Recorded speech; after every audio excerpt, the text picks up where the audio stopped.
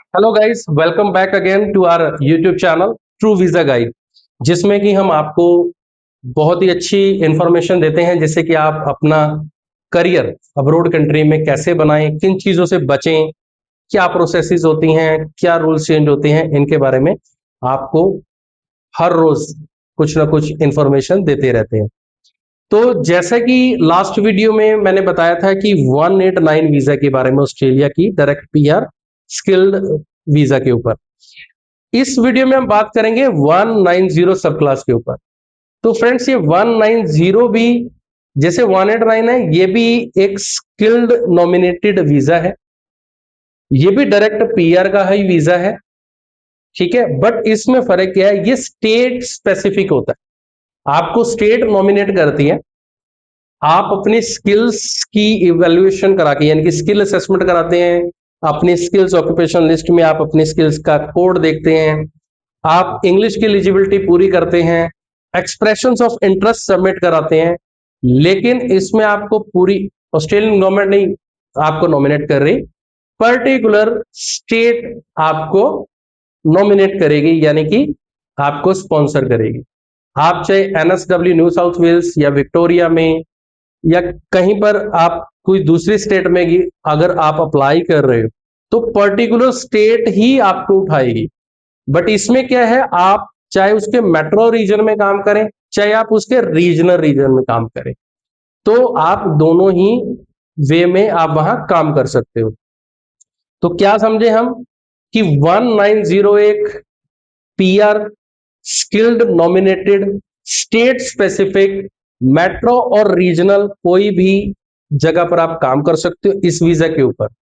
और इसमें जो स्किल ऑक्यूपेशन लिस्ट में जो कोड्स हैं, वो चाहे वो शॉर्ट टर्म ऑक्यूपेशन के कोड हैं, चाहे वो लॉन्ग टर्म ऑक्यूपेशन के कोड हैं, दोनों ही कोड की स्किल्स इस वीजा के लिए एलिजिबल हैं। तो आपने ये ध्यान देना है, इसमें कोई भी आपको पर्टिकुलर एम्प्लॉयर स्पेसिफिक वहां से स्पॉन्सर नहीं चाहिए। ये आपको पर्टिकुलर स्टेट आपको नॉमिनेट करेगी, राइट? ये पर्टिकुलर स्टेट आपको नॉमिनेट करेगी। अब जल्दी से जान लेते हैं कि इसके लिए एलिजिबिलिटी क्या चाहिए। एलिजिबिलिटी चाहिए आपको 45 से कम एज होनी चाहिए। आपकी जो स्किल्स के एक्सपीरियंस है, मेरे हिसाब से आपका 5 साल से ऊपर होना चाहिए अगर आप ऑफशोर भी अप्लाई कर रहे हैं तो।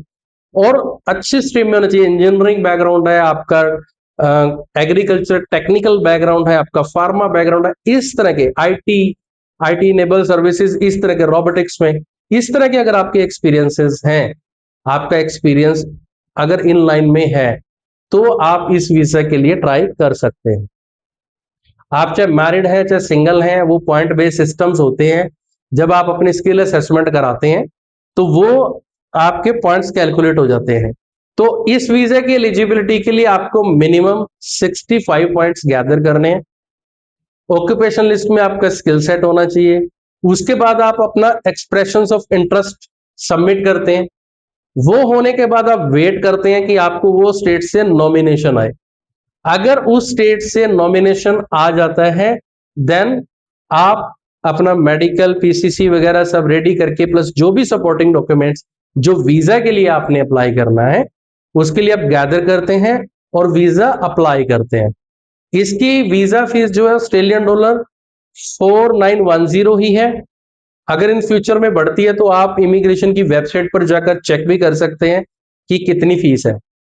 अगर आपका ये वीजा की आउटकम पॉजिटिव रहती है तो आपकी डायरेक्ट पीआर होकर जाते हो, यहां से आप स्किल्ड वीजा पर जाते हो, वहां पर जाकर काम करते हो, अपना फ्यूचर बनाते हो, और अगर अपना आपका स्पाउस है उसको भी साथ लेकर जा सकते हो और अपने डिपेंडेंट्स को भी साथ लेकर जा सकते हो।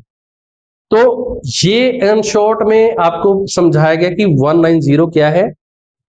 अब थोड़ा सा एक कंफ्यूजन वाली स्टेट आती है कि आप लोगों में से बहुत सारे लोग पूछेंगे कि सर ये 189 और 190 में डिफरेंस क्या है।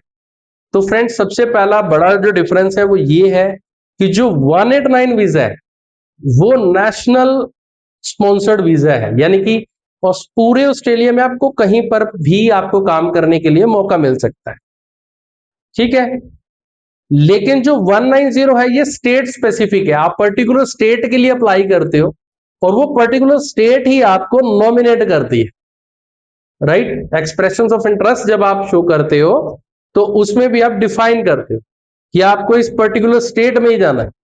तो ये एक बहुत बड़ा डिफरेंस है। दूसरा डिफरेंस क्या है कि जो 189 वीजा है उसमें जो लॉन्ग टर्म की ऑक्यूपेशन लिस्ट के ANZ-SCO कोड्स आते हैं, यानी कि ऑक्यूपेशन लिस्ट के जो कोड्स हैं, स्किल्स के जो कोड हैं, वो लॉन्ग टर्म वाले ही 189 में आते हैं, उसमें शॉर्ट टर्म का कोई लेना देना नहीं है।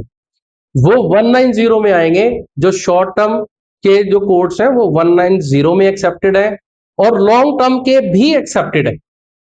तो ये आपने समझ के चलना है कि दोनों में बेसिक डिफरेंस है क्या। अगर आपके स्किल्स जो हैं बहुत ही इन डिमांड है, कोई टेक्निकल है, आपको बहुत अच्छा एक्सपीरियंस है, लाइक आपका 10 से 12 साल का एक्सपीरियंस हो चुका है, आपकी एज भी अराउंड 35 के अराउंड है या 30 और 35 के बीच में है, आपकी इंग्लिश का जो स्कोर है वो भी अच्छे बैंड है, यानी कि मिनिमम जैसे 6 चाहिए, कंपिटेंट लेवल चाहिए, लेकिन आपका 8 बैंड तक आ गया है ना। तो 8 बैंड स्कोर अगर आ गया तो और बाकी सारी चीजों में आपका स्कोर बहुत अच्छा आ रहा है, then according to my research you should apply for 189 visa, right. Otherwise अगर आपका स्कोर कम है और जो आपका स्किल्स हैं वो आपके उस कोड में तो आ रहे हैं, तो आप स्टेट स्पेसिफिक प्रोग्राम में जा सकते हैं जो कि है 190। तो आई होप कि इस वीडियो में आपको समझ लग गया होगा कि 190 क्या है, किस तरह से काम करता है, डिफरेंस क्या है 189 और 190 में, और इसका प्रोसेस क्या है, राइट। आपको अगर ये वीडियो और ये इंफॉर्मेशन अगर अच्छी लगी है तो आप इसको लाइक करें, ज्यादा से ज्यादा शेयर करें, उन लोगों तक पहुंचाएं जिनको इस इंफॉर्मेशन की जरूरत है, जो कि ऑस्ट्रेलिया में पीआर होना चाहते हैं या जो स्टूडेंट्स वहां पर अभी स्टडी पर हैं और उन्हें जानना है कि हम पीआर होने के लिए क्या क्या रूट अपनाएं, हमें क्या क्या करना पड़ेगा। थैंक यू वेरी मच, मिलते हैं नेक्स्ट वीडियो में नेक्स्ट पार्ट लेकर डायरेक्ट पीआर का, वो है सब क्लास 491 वीजा। Thank you.